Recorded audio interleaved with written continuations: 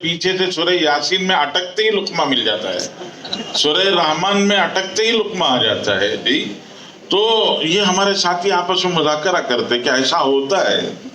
تو میں آپ کے سامنے یہ اس لیے عرض کر رہا ہوں کہ آج سے چند سال پہلے، زیادہ پرانا زمانہ نہیں، آج سے چند سال پہلے جو ہمارے پرانے بزرگ بڑے تھے ان کو قرآن کی یہ بڑی صورتیں یاد تھی،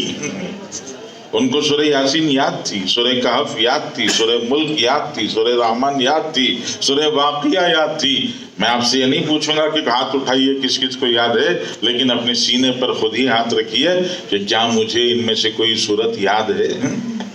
سورہ یاسین یاد ہے؟ ہم بھی بڑے ہو رہے ہیں، وہ بڑے تھے ہمارے، ہم پرانوں کے، ہم ہمارے نوجوانوں کے، آج ہم بڑے ہیں تو